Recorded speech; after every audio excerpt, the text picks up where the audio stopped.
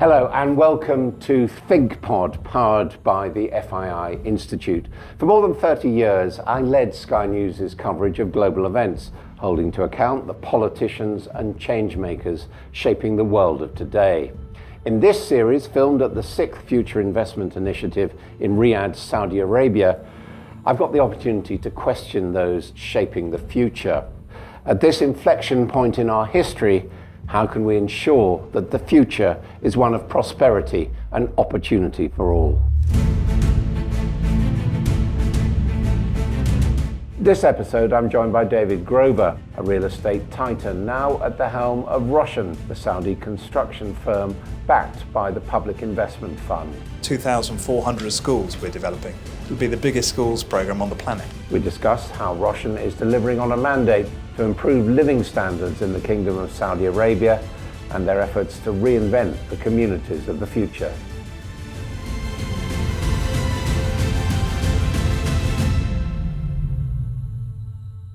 Thank you very much indeed for being with us. Just to start, could you introduce yourself, what you're doing? Yeah, of course. So my name is David Grover. I'm the Group CEO of Roshn. Roshn are a real estate company owned by the Public Investment Fund. We have a remit which is to develop communities across the kingdom, but we're in multi-sectors as well. So we don't just do homes, we actually do every piece of building and construction on our community. So that includes things like schools and mosques and police stations, gas stations, retail space, commercial space, and even airports. We're managing an airport redevelopment at the moment. Before you came here, how did you get here, as it were? What were you doing before? The story. Well, I joined a company called Mace. Mace is a UK-based project management construction group and real estate investor. And I joined that company literally as a startup. So I think I was employee number 11 or 12. By the time I left, I was on the board, one of the shareholders. By the time I left, there were 7,500 people in the company. So it had transformed in terms of its scale. Mind you, that was nearly 30 years. So I was there a long time. And are you originally an architect or an engineer? No, I'm a surveyor. I'm a chartered surveyor. I studied that and then construction law, so arbitration law, construction law as well, and then got into real estate, managing big projects in London really. So some things that London viewers would know, things like the Shard. I was involved in getting the planning consent on the Shard of Glass, and then some big major office towers and buildings on the London skyline. I currently work in the Baby Shard. So I was very happy where I was. There was a moment in life sometimes where you look for change. I would say I'm at the relatively back end of my career. I've not got another 20 years or so in me, and so I was thinking what to do. And PIF approached me, and actually it was over a year of conversations before I decided to jump ship, sell my shares in the UK and quit. So how long have you been here? I've been in the country now 2.5 years, or no, 2 years. In my job, 2.5 years. I had a very difficult starting point really, because when I started the job, I was in a spare bedroom in our apartment in London, and for 6 months, believe it or not, I was running the company from basically on Teams all day long, because that was the only way I couldn't get into the country because the borders were shut. And one gets the sense of a rapid pace of change just in the 2 years you've been here. Has there been a lot of change? Oh, astronomical. I guess if you look at the social life that people have, we sponsor something called the Riyadh Season, which is now a live event. It opened last weekend. And this is arts, media, theatre and boulevard where people can go wandering around, eat, socialise. So if you look at the population change really in terms of wanting to be out and about is a phenomenal change. And I've seen a lot of that happen in 2 years. There are new restaurants opening every week. All top brands from around the world. So it's now out and about parading. Socialising in public is a relatively new thing for a very young Saudi population. And how many people do you employ right now? We employ 750 in terms of direct employees. We've got over 100,000 workforce spread around our different projects now. And what's the balance of that in terms of Saudi expat men, women? So we're about 70 or just over 70% Saudi. I think one of the highest Saudi proportion of staff within any major PIF project. So we're proud of that. 28% women, nowhere near enough in my view, but that's still a lot compared with many companies in the kingdom at the moment. We've got some super talented young women in the organisation, so it's great to see them moving their careers on and learning. And Roshn, what's that? Where did that come from? The name? Yeah. Well, the name Roshn, it really harps back to, well, first of all, I have an amazing colleague who's head of Marcoms, Marketing and Communications, Garda Al-Ramayan, and she came up with the idea. It was her logo, her vision, and that became the reality. Roshn was called the Community Development Company before, a bit limiting perhaps in its title, but that was the startup name, and it morphed into Roshn about the time I was joining. And then the logo represents different kind of architectural styles around all the different provinces of Saudi Arabia. And is it different working here because your problem is not fundraising and maybe not even planning permission? I don't know. Okay, well, two valid points there. I mean, we are very well capitalised from the Public Investment Fund, although we're also moving to a mixture of equity and debt. So we'll take balance sheet debt on as we begin to expand our organisation. We've just signed with 3 banks and we're about to make an announcement about who those 3 banks are, so that's quite significant. So money per se is not unlimited, but there's certainly plenty of it to help scale the programme up. In terms of planning permission. Planning permission, thank you. It is not archaic or troublesome like it is, say, in the UK market, where I can remember one of my last projects that got called in twice to a public appeal. It still hasn't been started, and this is prime site Canary Wharf, so which is madness in terms of the housing need in London, and they can't get the scheme up and running. So we don't have that. We have amazing support from our board. So His Royal Highness the Crown Prince is the chairman of the board, and other very important ministers are part of that. So when we present ideas and they get validated, supported and approved, then we just motor forward. And a lot of the construction is on vacant land, is it effectively? It has been historically. So we have a large site in Riyadh, which is by the airport. It's about 33 square kilometres. And we're just expanding that to nearly 50 square kilometres. That's a huge piece of land for one site. That'll take between 33 and 50,000 homes long term, and we're deep in construction already. In fact, we have our first people moving into this site in a couple of weeks' time. So we've sold everything in phase 1 that we launched in the building, and the first families move in a few weeks. That's the big acid test. The priority is building homes, is it? Well, that was very much the DNA of the organisation, was about home building. So part of Vision 2030, Saudi is looking to encourage home ownership to expand quite significantly, up to a target of 70% home ownership within the kingdom by 2030. Roshn was formed really to help work with MOMRA, who's the Ministry of Housing, and to help support MOMRA actually fast track the housing. Why is the housing in demand? It's principally because you've got a very young population. So this young population is largely living at home. 60-ish% of the population are under 35, so that's an incredibly young demographic. So those individuals are looking for property. They often get married quite young. The average family size is over 5, so it's about 5.2, 5.3. So therefore they're looking for homes to move into. So there's the demand curve coming through. So we're supporting that demand curve.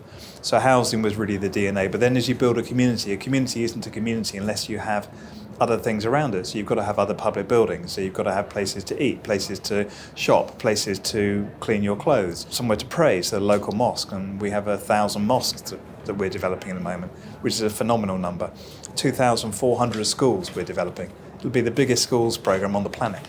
How does the market work in housing here? Because there's a certain amount of support from the state, isn't there, for house purchase? So there's something called the REDF, which is effectively a discounted mortgage product. So mortgages themselves are relatively new in the kingdom, and we've been working with a number of the leading banks to actually provide mortgage products to customers. If you compare the UK market, that's a very established market, and Saudi, it's relatively new. So our customers, some are cash buyers, some are mortgage backed. If you're a first time buyer, you get access to effectively a discount on the first proportion of that mortgage. We also offer discounts to those who are more needy or who are less wealthy by comparison.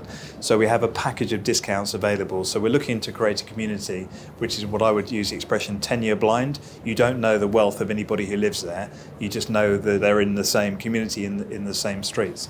So if you are of a particular low income or other criteria, you will actually get a discount from us on the market price as well. So you get a discount on the funding, an actual capital discount on the property.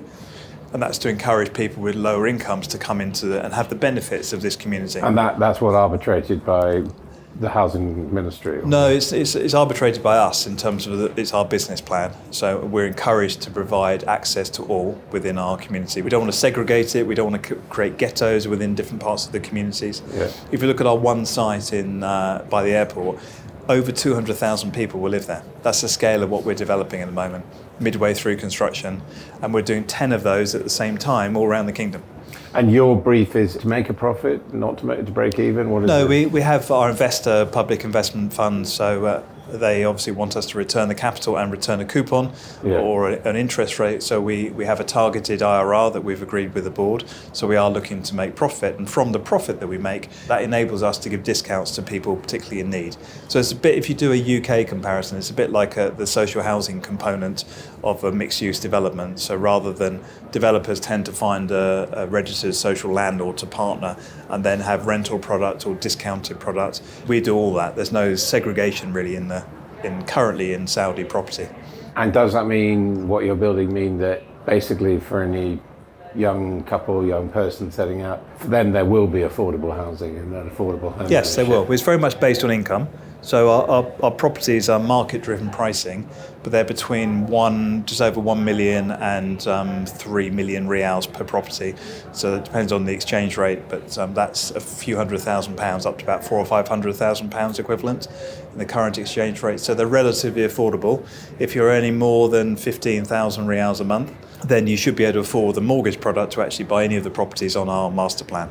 It's only if you're earning less than 15,000 a month, might you need some help. And the help is the discount that we offer to those. So obviously proof of income, eligibility for all the different criteria, and then we can give a discount. And then to be fair, there's a lock-in for us, which is you can't then resell the property for 10 years.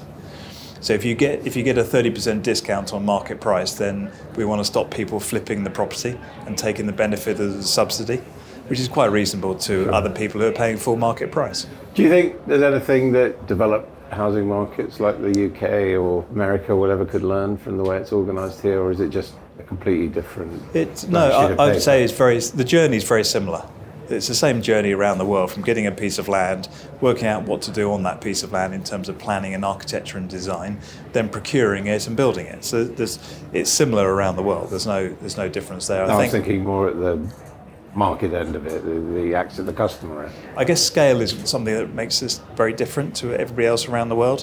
When you look at the scale of what we're doing, we should be, and therefore we must be, at the top of our game. We need to be providing the best built products, the most flexible product.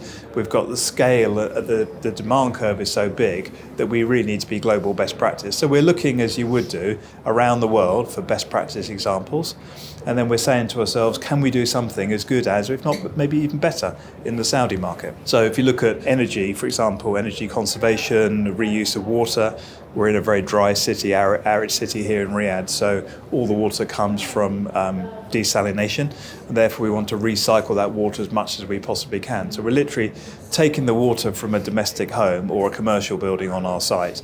It goes into our own sewage treatment plant, it gets recycled, cleaned, and then it's used to water all the public landscaping. So the greenery, which is an important part of the greening Riyadh in many ways, we're sustaining in that way. So we're trying to reuse as much as we possibly can. So sustainability is part of the brief. But also driving down the cost of running a property. So everybody, I think one of the great slides that went up on the very first day of FII this year was about the things that are concerning people most about where they live. Sure, yeah. And I think I recall that either number one or number two was actually the cost of living. Yeah. So in other words, the cost of the roof over your head and actually maintaining that property as well is a global number one. So anything we can do, and it's a hot, arid climate here, so you need to find designs that actually minimise the need for heat or cooling mostly.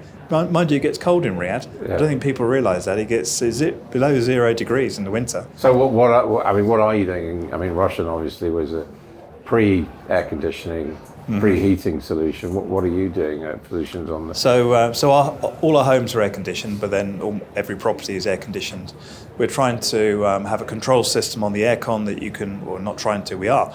You can drive from your mobile phone, so you can then select temperatures of all your rooms individually. We're trying to encourage people to turn off the aircon when they're not there by having access to controls, whereas normally it's a switch on the wall and you leave it on all day, 24/7, and you're burning through electricity. And electricity historically is made by burning fossil fuel, whereas with Saudi's green initiative and also the move towards better ways of creating electricity, so solar power, wind power, nuclear power, and also being able for the customer to buy green energy from the Saudi electric company, then we can drive down the cost if we can use less as well by having well-designed, well-insulated homes as well. But insulation in this way, keeping the heat out, as opposed to keeping the heat in, which would be the UK design. Is individual solar part of the function, or is that? We have solar power on every home. The solar power panels are heating the hot water. We can create enough solar power in every home to actually run the lights and run the hot water, but not the aircon. This is the problem. The aircon is a huge power load. There's not enough roof area to put solar panels on currently with the tech available. So hence the drive to look for green energy sources from the Saudi Electric Company rather than trying to find a solution. So it's a hybrid, I guess. And then we're also looking at our homes are the first in the kingdom to have EV charging points or EV capability, so you can plug in your hybrid car outside your home. We want to make sure there's no cables running around the streets in 5 years' time. So we're building that in, and that's important. And ideally, we're looking at the tech now to see whether we can put solar panels over the car shades so they are dedicated to charging the cars. You're obviously happy here. Yeah, it's I got married here. Congratulations. You're British. I am. Where do you see Saudi Arabia heading in terms of its position in the world? I'm not an economist, but if you look at growth, for example, Saudi's got, I think, the highest growth in any economy in the world at the moment, post-pandemic, and very much in the top few. You've got a society which is fascinated by change, wants change. There's a very young population, so you can see a lot of Western influences perhaps coming into Saudi. What I love about Saudi compared with other countries is this absolute protection about culture and history and heritage. And therefore, I think the success of what we are doing and other projects are doing in real estate is trying to blend in traditional architecture, history, culture, and actually, but with a modern twist. So you said, which I think is somewhat unfair, you look pretty surprised to me that you're in the downhill bit of your career, your working life. I'm 60 next birthday. Yeah, well, what are your ambitions for the next decade? Well, next decade, probably a bit more time at home, wherever that home may be, hopefully in France, which is where our home is at the moment. I think being serious about the work side, it's about building Roshn to a place where new management can take it to an even better place. It was a startup company when I joined, less than 100 people. Now we're 750, we'll be into the thousands because of the scale of what we're trying to do. I'll feel happy and contented if I can get Roshn to a place where we're a recognised leading developer in Saudi for sure, GCC for sure, and globally. We're beginning to look a little bit further afield, and then I feel comfortable the fact that I've actually left my seat in a better place than when I first sat down. David Grover, thank you very much. Okay, thank you. In these turbulent times, don't forget to like, comment, share and subscribe to Thinkpod for more insight and analysis.